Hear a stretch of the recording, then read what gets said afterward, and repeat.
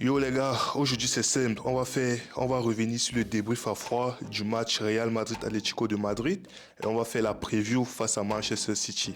Ça s'annonce compliqué du côté des Madrilènes, mais on va voir les points positifs, les points négatifs. Je serai mon acolyte, il va me donner son avis, il va me dire ce qu'il en pense. Du coup, on entre dans le vif du sujet. Déjà par rapport au match d'hier, le match face à l'Atlético de Madrid, qu'est-ce que tu as pensé?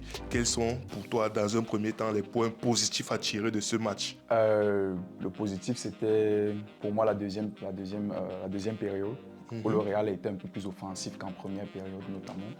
À travers qui? Quoi spécifiquement? Collectivement en fait, ce n'est pas, je veux pas vraiment ressortir. Bon, s'il fallait ressortir une grosse individualité, peut-être Rodrigo, mais je pense qu'il a été le meilleur Madrilène, pas que sur la deuxième période, même sur la première période. C'est le seul qui essayait un peu, bon, qui était visible, tu vois, qui apparaissait, qu'on voyait un peu, qui essayait de rechercher les combinaisons avec tantôt Vasquez, tantôt Kylian. Et c'est un peu ça qui m'a gêné, tu vois. C'est que d'habitude, on est habitué à voir les gars beaucoup évoluer sur le côté gauche de l'attaque, mais hier, c'était différent, tu vois. Ils étaient beaucoup plus sur le côté droit. Et bon, j'ai vraiment trouvé ça bizarre. Mais sinon, le positif, c'était vraiment la deuxième période. Parce qu'on a vraiment, la première période, c'était pas trop ça. On a beaucoup subi. Les pertes de ballon fait très mal. Que ce soit les points positifs d'abord. Restons dans les points positifs. Le positif, vraiment, en deuxième période, on a eu plus d'occasions. On a égalisé, justement. Rodrigo a fait la différence. Il a frappé, Bellingham, frappe ratée, et puis Mbappé derrière qui s'illustre. Ça, c'était vraiment positif, tu vois. Et même, tu sentais vraiment... j'ai rarement vu le Real offensivement proposer ce qu'ils ont proposé lors de la deuxième période, quoi. Donc moi, ça m'a vraiment plu. Ok. Bon, en ce qui me concerne déjà, les points positifs, je veux remercier l'Atlético, tu vois.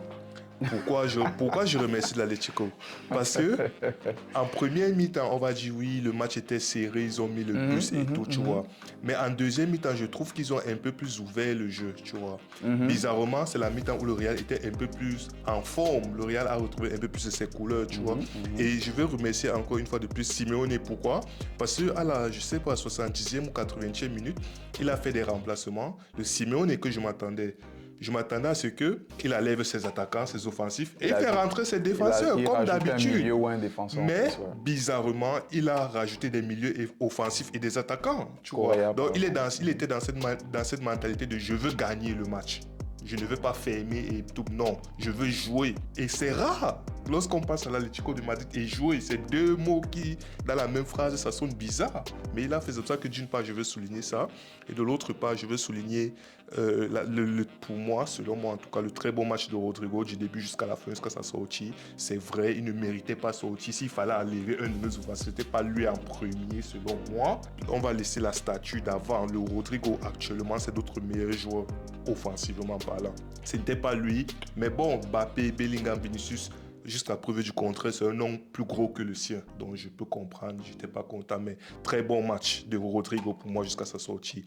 Et je vais souligner Kylian Mbappé. Kylian, il n'a pas été exceptionnel, tu vois.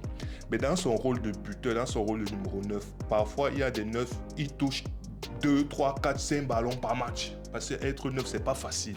Tu vois, tu touches parfois très peu de ballons. Mais sur les peu de ballons que tu as eu à toucher, le fait qu'il concrétise l'action, on va dire oui, le ballon lui est revenu dessus. Mais il fallait être là. Il fallait être au bon endroit, au bon moment.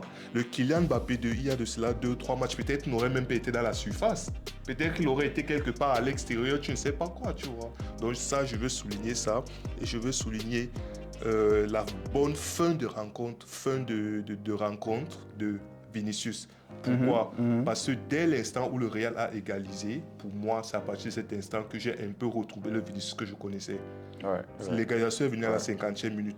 Donc de la première minute jusqu'à la 50e minute, pour moi, Vinicius était inexistant. Vinicius, tout ce qu'il faisait, c'était zéro. Il anéantissait tout. Mais dès l'instant où on a marqué, bizarrement, c'est là où Vinicius a commencé à réapparaître. Il a commencé à se souvenir qu'en fait, il est ce joueur déstabilisateur. Il peut tenter, il peut provoquer. C'est ça que j'ai aimé. La performance de Bellingham, lui, offensivement, défensivement, il a fait du Bellingham. Oui, l'action sur le but de Mbappé, il a contribué d'une manière sur le but de Mbappé. Rodrigo a fait 80% du travail, il a fait le 5%, Mbappé a fait les 15 autres pourcents. Il a contribué. Et sur les actions de Vinicius, dès l'instant où c'est rappelé qu'il est Vinicius, c'est plus souvent Bellingham qui était à la concrétisation, de par sa tête et consort. Bref, il était actif, il était beaucoup plus présent offensivement, même comme défensivement, il assure toujours, du moins à son niveau. Donc pour moi, c'était les points positifs de ce match. Bon, vu que tu étais en train de parler des performances positives de quelques joueurs, je vais donc aller dans la même lancée que toi. Je vais rajouter 2 joueurs, moi, qui m'ont particulièrement marqué, tu vois, au-delà des attaquants, qui ont fait leur travail. Vinicius qui a été plus dangereux en seconde période, à partir du moment où il est parti sur le côté gauche. Rodrigo, de toute façon, toute la période, toute la rencontre, Pour le match, bon. Bellingham, pour moi, il reste vraiment intouchable. Parce que, en tout cas, moi, vraiment, il est très fort, tu vois. Il a un Pedri dans chaque orteil. Ok. Ça, non, c'est nos amis barcelonais. Ça, ce sont les problèmes. J'ai dit, ok, vas-y. Non, moi, il dit ça, ne cache pas. Il a un Pedri dans chaque orteil. On remet orteil. parfois le débat Pedri, Bellingham. Non, c'est en sérieux. Un est meilleur joueur de la Ligue à l'autre, on ne sait même pas ce qu'il va gagner un jour. Bref, il a gagné l'Euro, tant mieux pour lui. Il était bien entouré. Mais vraiment, mention très bien pour moi d'abord à Asensio. Oui. Qui me réconforte, en tout cas dans ce que j'observais déjà de lui, tu vois. Oui. C'est-à-dire son positionnement. Tactiquement, il est bon, je trouve. En tout cas, par rapport à bon, je ne vais pas faire de comparaison. Ouais, vas-y. Tactiquement, il est bon, il se positionne bien. Et en fait, avec lui, tu as toujours cette impression que même tu as l'impression qu'il est battu, dépassé. Il a la capacité, tu vois, d'accélération pour revenir et toujours, tu vois, te sortir un tacle, te sortir une action à l'arraché comme ça, là, tu vois. En fait, tu sais qu'il peut revenir sur l'attaquant, tu vois, un peu. Ça, c'est vraiment une assurance que je ne retrouve pas, en tout cas, par exemple, en Tchouaméni qui a évolué, qui a fait un bon match. Ouais. Tout n'était pas parfait, mais par rapport à on en a parlé. Par rapport à ses performances, en tant que défenseur central de ces derniers temps, c'était peut-être l'une de ses meilleures performances, et en plus dans un match qui comptait, surtout après la critique contre Barcelone et tout. Je suis d'accord. Donc, mais pour moi, Asensio, il me donne plus d'assurance en défense, que ce soit au niveau des relances, mais surtout lorsque tu sens que tu es battu, il faut revenir, il faut couvrir les pertes de balles. Par exemple, d'un Vinicius qui en première période perdait les balles, où les adversaires jaillissaient, récupéraient les balles dans ses pieds et tout ça. Effectivement. Là, vraiment, il a été bon, tu vois, capacité de vitesse, il est calme, Non, vraiment, pour moi, c'est l'avenir. On n'a pas vraiment besoin d'aller recruter. Le Real n'a pas besoin d'aller recruter un défenseur central pour moi. À partir d'Asensio, moi je pense qu'on devrait l'installer. Et je vois très bien une charnière Rudiger Asensio évoluer, en tout cas dans ce secteur-là, et apporter vraiment la sécurité dont le Real a besoin. Après, côté droit, tu sais, je ne suis pas vraiment fan de Vasquez. Côté droit, pour moi, on devrait aller chercher quelqu'un là-bas. Ou du moins se convertir Valverde dans latéral droit. Pour moi, il apporte l'assurance dont j'ai besoin. Le Real a été bon l'année dernière parce que défensivement, c'est peut-être l'une des meilleures défenses du Real Madrid depuis les 20 dernières années. En tout cas, statistiquement, ça l'était. Okay. Donc, je pense qu'il faut qu'on retrouve ça. Carvajal va revenir, peut-être, non, on ne sait pas encore dans quelle forme il va revenir. Mais Carvajal, Asensio, Rudiger et ma deuxième mention bien pour le match, Fran Garcia. J'avais déjà remarqué depuis le dernier match où le Real avait déroulé en Coupe d'Espagne. Je me souviens plus de quelle équipe. Pour moi, c'est vraiment le match où il s'est dévoilé, tu vois. C'est le match où, je sais pas, il y a un déclic, il y a un truc qui s'est passé. Et depuis, à chaque performance, c'est vrai que ça, c'est le premier grand match depuis ce match-là. Bon, ça, c'était pas un grand match, mais je le voyais déjà faire des choses auxquelles il ne m'avait pas habitué, être plus serein, balle au pied. Ne pas se précipiter dans ses choix et défensivement surtout apporter maintenant cette justesse et ce placement tactique que je ne voyais pas à l'époque, tu vois. Parce qu'avant, on se disait, ok, offensivement il est bon, mais le Real, lorsque tu as Vinicius sur le côté gauche, n'a pas forcément besoin d'avoir un latéral qui soit offensivement fort, tu vois. On a plus besoin d'un gars comme Mendy, tu vois. Pour solidifier. Pour solidifier, tu vois. Mais maintenant, je me rends compte que, ok, il m'apporte la défense. Ce n'est toujours pas Mendy. Je ne veux pas commencer à raconter n'importe quoi. Ce n'est toujours pas Mendy. Mais il est rapide, il joue plus dur, il est dans les duels en tout cas, il a plus de présence qu'à l'époque. Avant, il faisait un peu genre chaton, tu vois. Là, maintenant, c'est vraiment un tigre. Ok. Oui, donc il a ça et en fait, tu peux jouer, tu peux ressortir le ballon avec lui, tu vois. Balle au pied, il est bon, il ressort, il lève la tête, il est rapide, il donne, il demande. Donc il propose des choses, tu vois, il propose, il n'a pas peur. Je me rends même compte parfois qu'il a envie de tenter plus de choses, genre prendre le ballon, déborder, centrer, tu vois. Okay. Mais... Il n'y a personne dans la Il n'y a personne à ce n'est pas notre jeu. Et Vinicius réclame toujours la balle dans les pieds. En tout cas, j'ai pu observer ça à 2-3 reprises lors de la dernière rencontre. Okay. Donc, vraiment, mention spéciale à Fran Garcia. Non, effectivement, je suis tout à fait d'accord avec ce que tu viens de dire. C'est vrai, Fran Garcia, vraiment, il sème le doute maintenant dans l'esprit d'Ancelotti. Lorsqu'il faut faire les formations entre Mendy, Fran Garcia, c'est plus comme avant, c'est plus autant, c'est évident, ce n'est plus évident comme avant en fait. Donc, je dirais c'est beaucoup plus la faute de Mendy parce qu'au lieu il a plus régressé qu'autre chose. C'est ça qui fait que Fran Garcia a l'opportunité aujourd'hui de prendre sa place. Parce qu'on connaît un Mendy à 100%, en pleine position de ses moyens et tout.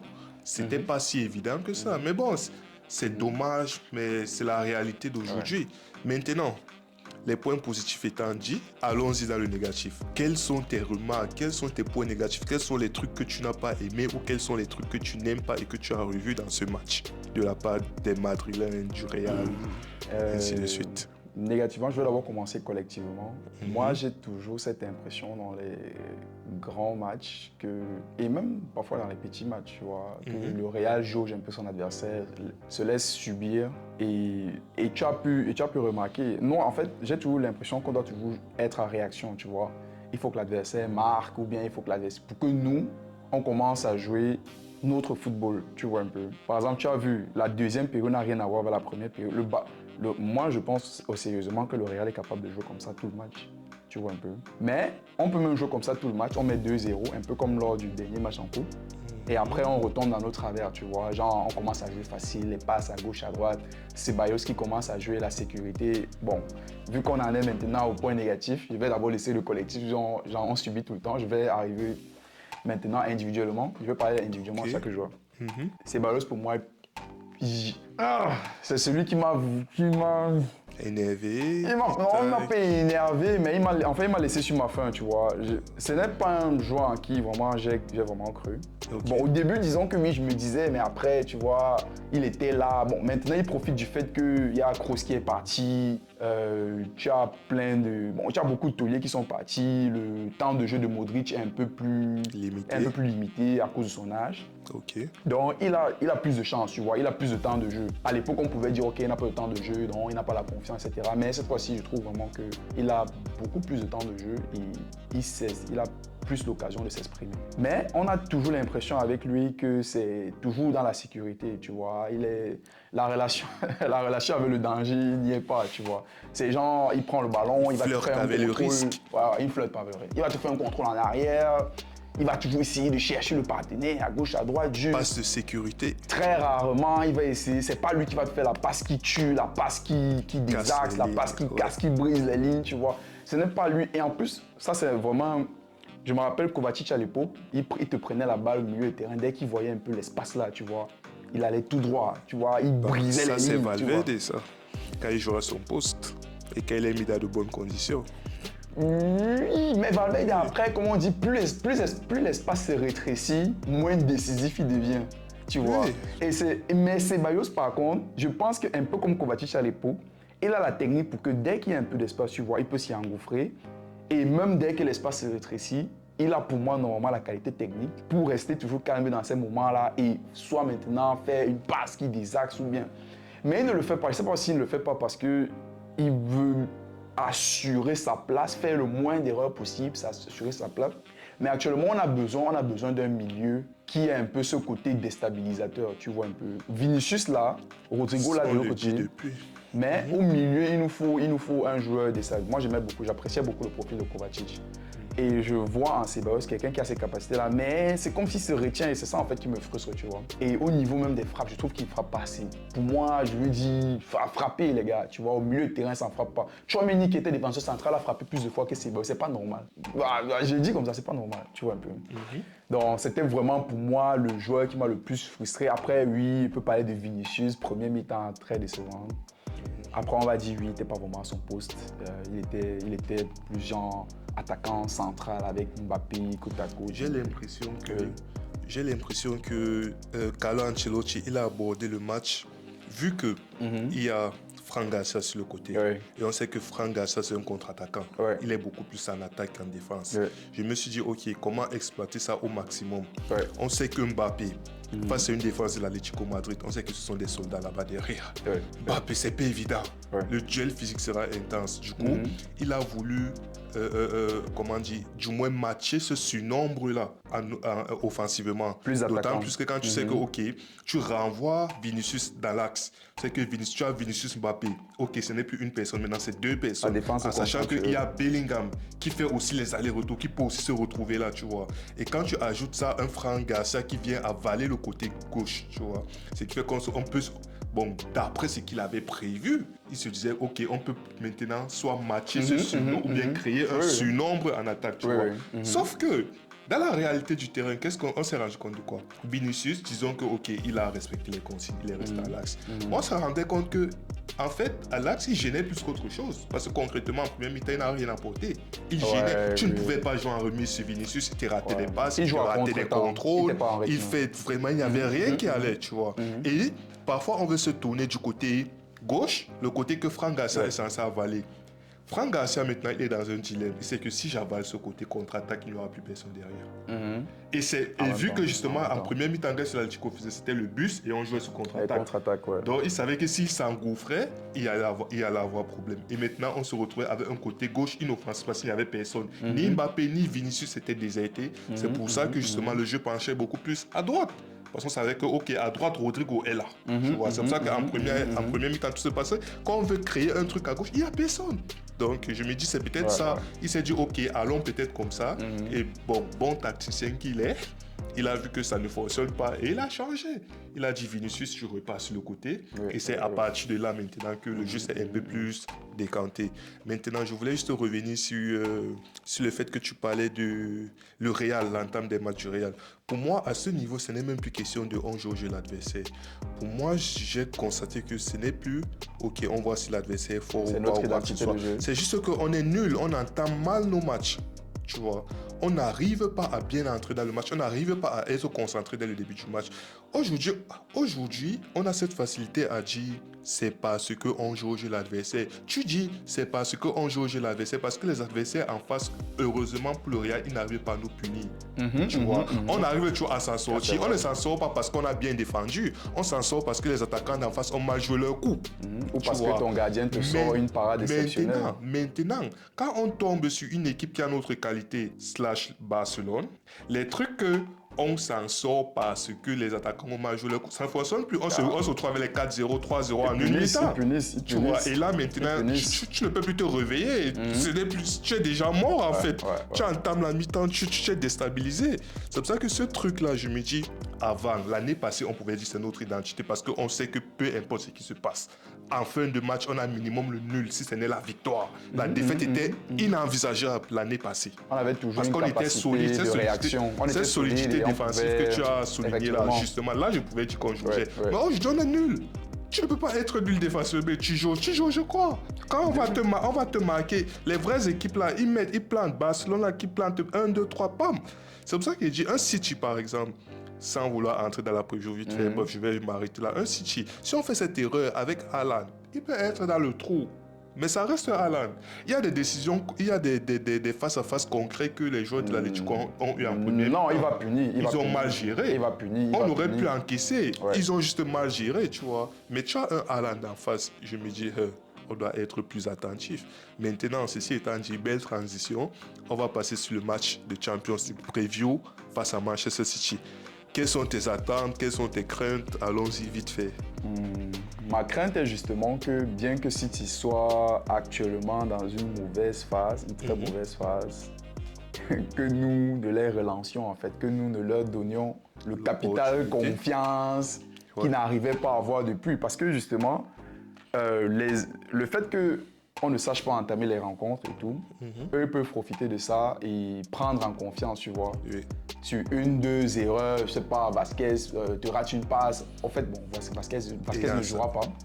Il ne jouera pas. Mais tu sais pas, Tchouaméni peut te faire un contrôle raté ou bien, et puis tu encaisses un but et puis on les met en confiance et petit à petit. En fait, c'est sur un match, c'est pas un aller-retour. C'est pas un aller-retour. Si, c'est un aller-retour. C'est un aller-retour, oui. C'est un aller-retour. On reçoit au retour. C'est aller-retour. Premier match, vu qu'on était mieux classé qu'eux, tu vois, on les a tirés en premier pour qu'ils aient le premier match. Et le retour, c'est chez nous. C'est aller-retour, c'est aller-retour, c'est sur 2 matchs. Donc. Bon, ok. Mais justement, c'est même encore plus grave. Parce que effectivement, pourquoi? Sur 2 matchs. Essaye de voir la chose. On leur donne la confiance par rapport à notre jeu. Ils gagnent ce match-là. Ça leur donne la confiance nécessaire pour remonter en championnat. Tu vois, et ils viennent et ils abordent le match retour avec une toute autre mentalité. Ils sont beaucoup plus Maintenant, un City souverain, les passes enchaînées à 12, à 13. Bon, bref, ça c'est vraiment dans le pire des cas. Mais personnellement, je reste persuadé que malgré ma peur, que le Real va s'imposer. Le Real ne peut ne pas. Pour moi, c'est inenvisageable que le Real, c'est même pas parce que c'est City, même City dans sa meilleure forme, je pense que le Real a les individualités pour les battre, tu vois. Je vois très mal Mbappé sorti avant même, je sais pas, les KO, comme on appelait, la phase d'élimination directe. Tu vois un peu, je le vois vraiment très mal sortir avant. Donc, je crois vraiment aux individualités du Real et je pense que Vinicius, Mbappé, Rodrigo, Bellingham, ça va faire la différence. On sera exposé défensivement, comme toujours, mais offensivement, on va les punir. Ça, je ne doute même pas. Ouais, effectivement, pour moi, ce premier match sera vraiment un match charnière. Pourquoi? Parce que, étant donné qu'on a des absents qu'on connaît, en plus de Lucas Vasquez qui vient de s'ajouter, on a énormément de blessures à tous les niveaux. Et déjà, même avec nos titulaires, on n'est pas équilibré. Combien de fois sans nos titulaires? Attends, je te pose une question. Je rebondis sur ce que tu viens de dire. Est-ce que l'absence de Vasquez, c'est vraiment une mauvaise chose? Vu que c'est Valverde qui va occuper le poste de latéral droit. L'absence de Vasquez, c'est une mauvaise chose. Pourquoi? Parce que regarde, ça fait que on se retrouvait déjà avec 2 milieux à moins. C'est ça que tu oublies. Déjà que notre effectif, on est blessé. Tchouaméni et Valverde, ça fait 2 milieux de terrain qui jouent au milieu à moins, techniquement. Donc, ce qui fait que notre milieu, on reste avec Modric, Camavinga et Ceballos. C'est tout. Laissons ces expérimentations qu'il veut faire, il met Arda Güler au milieu ou quoi que ce soit, contre les petites équipes peut-être. Mais concrètement, c'est ça. Notre effectif tourne, on a 5 milieux de terrain, on a alloué 2 milieux en défense, il reste 3 milieux. En fait, tu as 3 joueurs pour 2 postes, parce que Bellingham joue en 10, en fait. Tu joues avec 2-6. Tu oublies que tu mets Modric et Camavinga ou Ceballos. Tu vas faire ton remplacement. Contre City, les 4 qui sont devant là, on sait que Maxi, pire encore si le score est à notre défaveur, Maxi, c'est peut-être une personne qui va sauter. Si on déroule, peut-être 2 personnes peuvent sortir. Donc, ce qui fait que c'est soit on ne va pas faire entrer Brahim Diaz et Arda Güler, sauf si vraiment le match est appelé, nous mettent un 3-0, il va dire bon, allez-y. Mais si le match est serré, il va lever peut-être une seule personne. Je peux te donner un cas de figure dans lequel parce que, comme on a dit, il y a 3 joueurs pour 2 postes. Modric, Ceballos, Camavinga. Il peut faire n'importe quelle combinaison avec les 3 joueurs, tu vois. Et si tu veux maintenant faire les remplacements, si tu veux faire les remplacements, tu peux toujours te permettre de faire descendre Bellingham et de mettre Diaz en 10. Dans quel... il a déjà fait ça. A déjà fait ça. Il a déjà fait ça, oui. Il a fait ça quand? Il a fait ça, le match de Coupe d'Espagne, il a fait ça. On était à 10. Non, mais je te dis, on était à 11. Diaz peut évoluer en 10 et Bellingham revient en retrait pour jouer soit avec Camavinga ou avec Ceballos. Bellingham. Si c'est que tu me dis il a déjà fait ça sur les 5 dernières minutes ou 2 dernières minutes du match, ça ne compte pas. Dis qu'il a fait ça sur une mi-temps, il ne l'a pas encore fait. Dis que Carlo Ancelotti a déjà dit, voici soit peut-être la première mi-temps ou la deuxième mi-temps, tu vas finir en tant que milieu central avec la deuxième personne là. C'est-à-dire vous êtes les deux au milieu. Bellingham, non, il n'a jamais fait ça. Remarque que quand Brahim Diaz entre, de base, soit il est sur le côté, c'est-à-dire il a levé peut-être Rodrigo. Bref, il a levé un des deux sur les côtés là pour mettre Brahim Diaz. Il entre. Et là, ça ne veut pas dire que Bellingham il descend en milieu central. Hein? Non. Diaz il tourne partout là. Bellingham est toujours offensif. Parce que Bellingham est beaucoup plus offensif que défensif.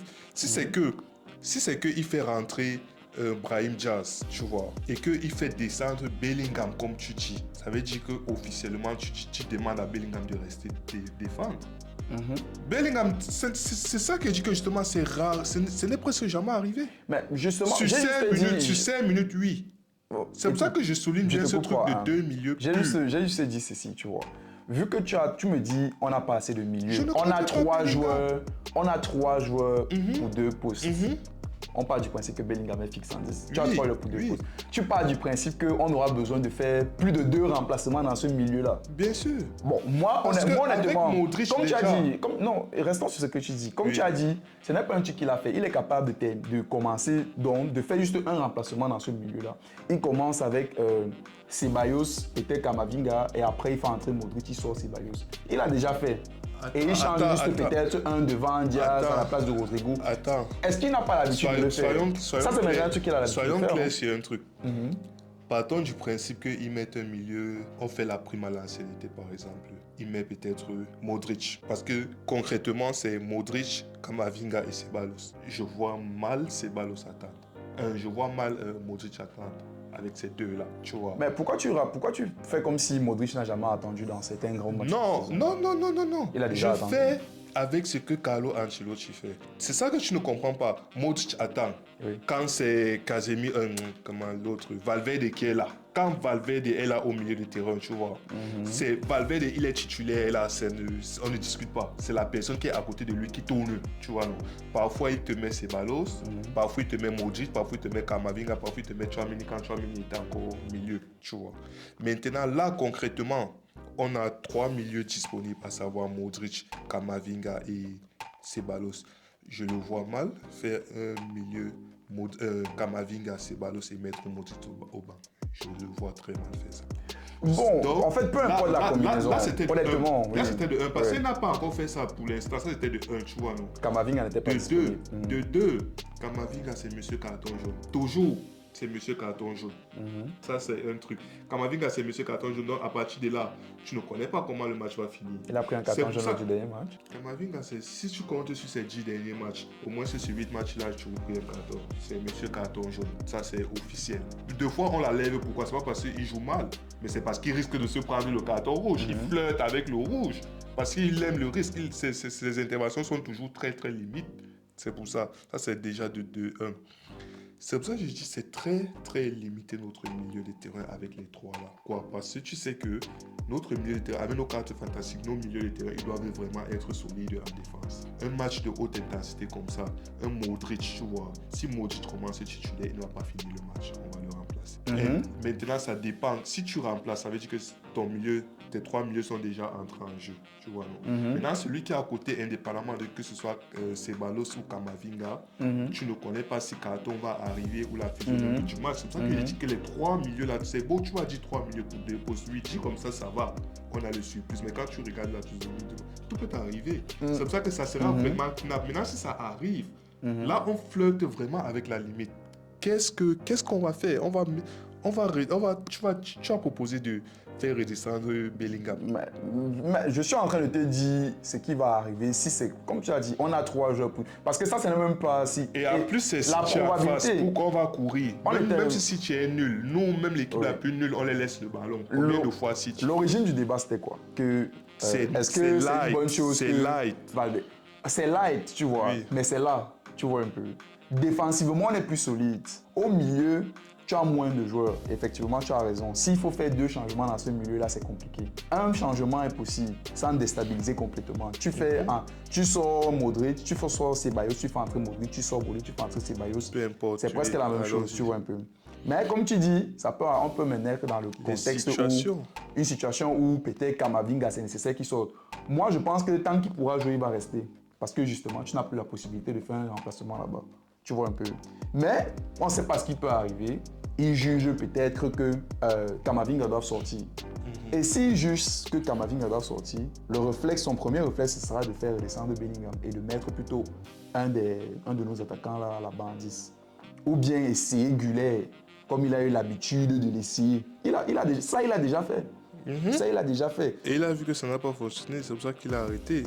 C'est pour ça que je dis, en fait, c'est ça que je dis que, regarde, et vraiment, on est extrêmement marchand. Revenons vraiment sur la question. Donc pour toi, ce n'est pas une bonne chose. Pour moi, ce n'est pas une bonne chose parce que ça nous fait un joueur en moins. C'est ça, tu vois. Vu le nombre de, mais je ne vais pas dire malchance, je ne vais pas dire, disons blessure, tu vois, non, ou bien mauvais coup qu'on a eu cette saison entre carton rouge, blessure, suspension, peu importe, tu vois. On est déjà extrêmement limité et ça ne fait que s'aggraver. C'est pour ça que ça m'inquiète un peu. Je vois un peu des biggest pictures, tu vois, je vois un peu sur un plan un peu plus large. Ok, tu as raison. On est extrêmement, donc on est limite et ça ne fait que s'empirer. L'autre, il revient, il est déjà parti. Kamavinga, il vient de revenir. Tu ne sais pas, les recherches. Bon, attends, moi je vais te donner ma réponse à cette question. C'est pour ça que je ne suis pas vraiment serein. Tu n'es pas chaud, je ne suis pas serein. Moi, je suis tout le contraire de toi. Je suis plus serein en sachant que Valverde va couvrir le côté droit que Vasquez. Même si on est limité au milieu, pour moi, ce n'est pas si grave que ça parce que j'ai toujours cru qu'au Real, notre force, c'était, bon, là, surtout l'année dernière, c'était tu as une bonne base derrière et devant maintenant, les gars s'expriment parce qu'ils savent qu'il y a la solidité. Il y a tu vois, les contre-attaques et tout ça, tu as les gars qui pouvaient te tuer ça. Cabral, tout, qui était solide derrière. Et Valverde, en latéral droit, c'est meilleur que Vasquez. Il va rattraper les défenseurs, les attaquants qui sont un peu plus rapides et tout. Par rapport à un Vasquez, que lui, il fait les efforts. Je ne veux pas critiquer, je ne veux pas cracher tout ce qu'il fait. Mais il aura moins cette capacité à, d'abord, positionnement parlant, je trouve que parfois il a des déchets. Il s'oublie, bon, il monte beaucoup. Valverde a la capacité de monter et de vite revenir par rapport à un Vasquez. En tout cas, moi, je l'ai déjà vu, tu vois. Et ce qui m'inquiétait beaucoup, c'était face à un City. Comme tu as dit, les actions que les autres équipes ne punissent pas là. Tu as Tchouaméni et Vasquez, côté droit. C'est le côté le plus dangereux de notre défense. Tchouaméni n'est pas serein.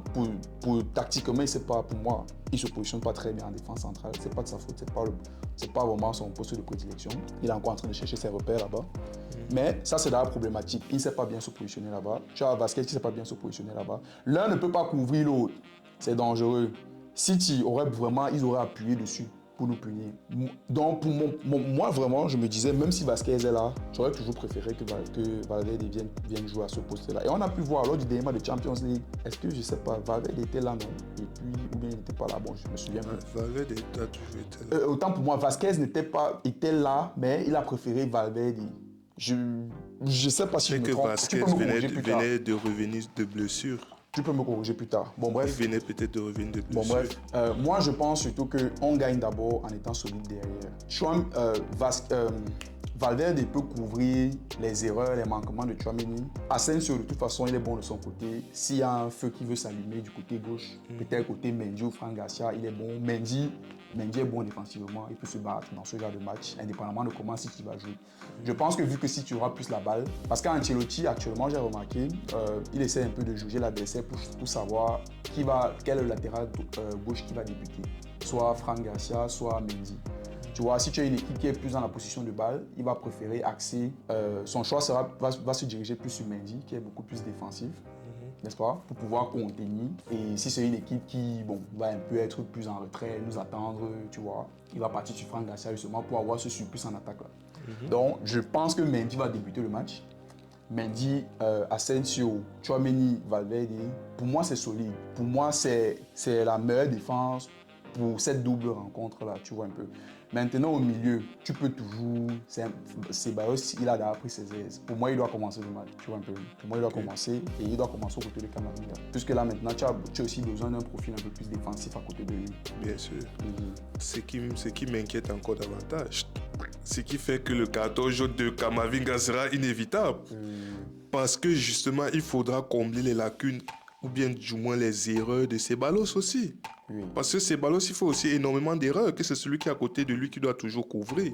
Oui, Et en mais sachant tu que as moins Kamavinga de tu base, as moins lui, de trous.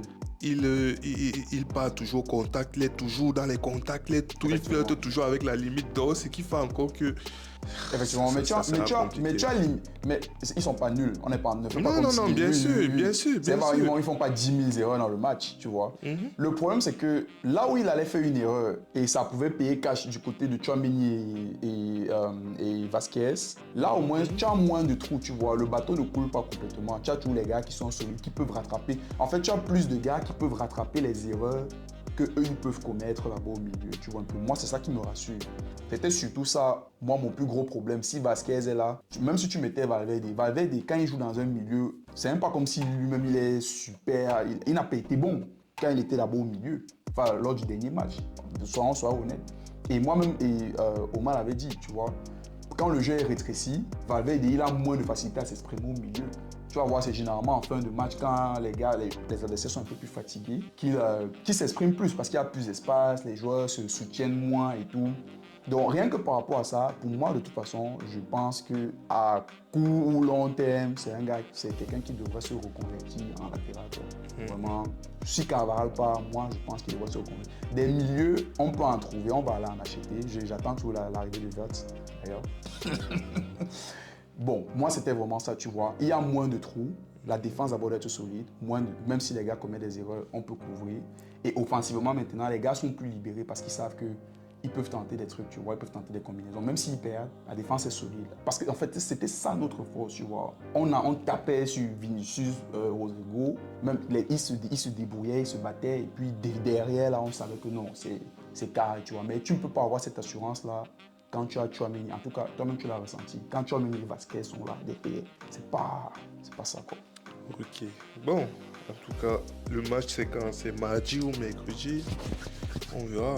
Ouais. C'est beaucoup plus par rapport à ça. Ce premier match-là, il sera crucial, il sera déterminant parce que le match retour, on peut comprendre que oui, on va enregistrer les retours de Rudiger, probablement, les Vasquez, tout ça. Il y aura beaucoup plus de monde vu que le match retour est beaucoup plus éloigné. Donc. Ouais. Mais ce match qui arrive là dans 2-3 jours, là, ça sera un match très charnier. Et on verra.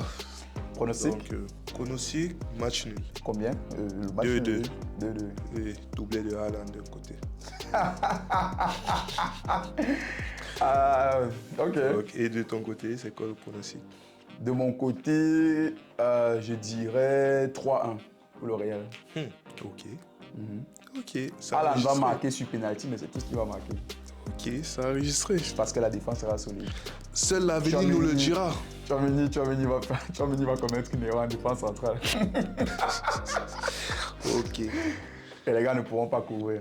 Ouais, Bon, ça très fait bon ça. débrief, très bonne preview. Et à mercredi ou mardi, peu importe quand est-ce que le match aura lieu. Et voilà.